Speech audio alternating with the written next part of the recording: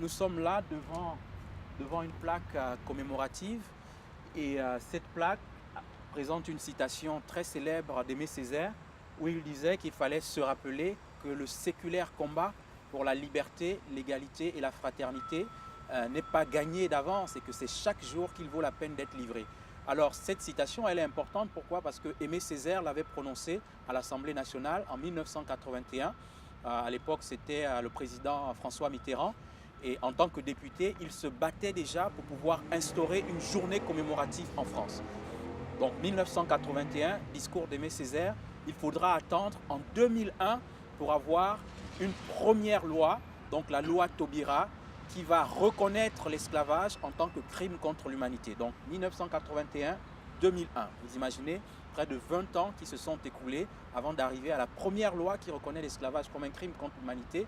Et par la suite, il faudra attendre 2006 pour avoir la première journée nationale de commémoration de l'esclavage. Et donc cette journée nationale va être le fruit d'un travail qui a été entrepris. C'est un travail qui a été long, mais la longueur a permis aussi une certaine profondeur pour que l'action commémorative puisse avoir quand même plus de consistance. C'est quelque chose qu'il fallait construire sur la durée et je pense quand même que c'est un courage des différents gouvernements français qui se sont succédés. En 2005, dans notre bureau à Amiens-Nord, on voulait réunir toutes les associations qui étaient sensibles au problème de l'esclavage. C'est par là où c'est parti et c'est par là où est sortie l'Union des Africains.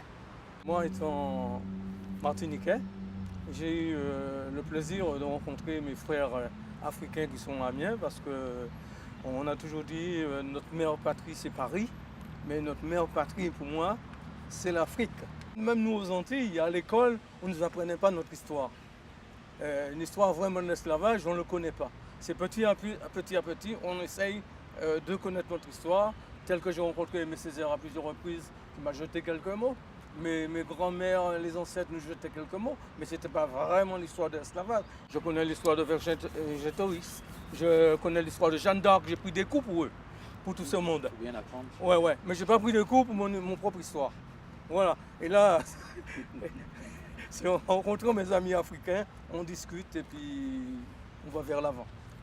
À Amiens a été signé un traité, et donc c'est le traité de Napoléon Bonaparte de 1802, et qui rétablissait l'esclavage dans l'ensemble des colonies françaises. Donc il faut savoir qu'il y a eu une première abolition de l'esclavage et la France, en ces termes-là, était pionnière parmi les nations qui pratiquaient l'esclavage. Et donc la France était la première à légiférer sur une abolition de l'esclavage. Et suite à ce décret de 1802 qui va être pris à Amiens, l'esclavage va être rétabli sur l'ensemble des colonies françaises. Et donc Amiens, historiquement, est quand même un lieu très important dans ce que nous appelons les routes de l'esclavage. Ce sont des milliers d'hommes noirs accourant partout où la bataille est de l'homme ou de la pensée et montrant afin que nul n'en ignore que ni l'intelligence, ni le courage, ni l'honneur ne sont le monopole d'une race élue. Le 10 mai, c'est une journée nationale en France et sur Amiens, nous honorons ce grand rendez-vous du souvenir en fait. Donc il y a 3 volets dans cette journée.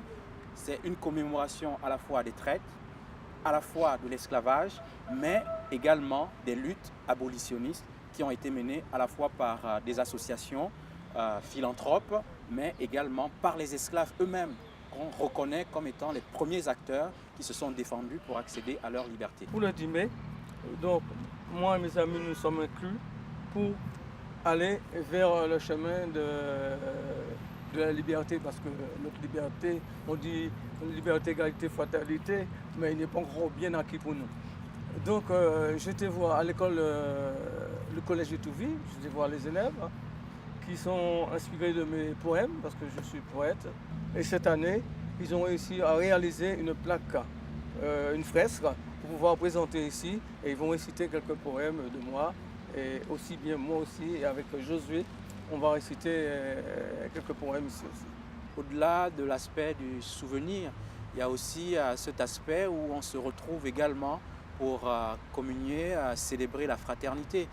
Il y a aussi un aspect interculturel, de rencontre interculturelle. C'est vrai que ça a été une histoire douloureuse, mais cette histoire douloureuse a quand même accouché d'une autre histoire, à savoir des langues qui sont nées, par exemple le créole, des peuples de l'esclavage qui venaient de différents horizons et qui appartenaient à des tribus différentes pour pouvoir communiquer, ont quand même développé une langue quand même avec une structure qui est tout à fait complexe, de se rassembler autour de ces cultures métisses, on va dire. Ces cultures métisses, c'est quelque chose aussi qui est d'actualité, aller à la rencontre de l'autre et découvrir l'autre aussi dans tous ses aspects pluriels.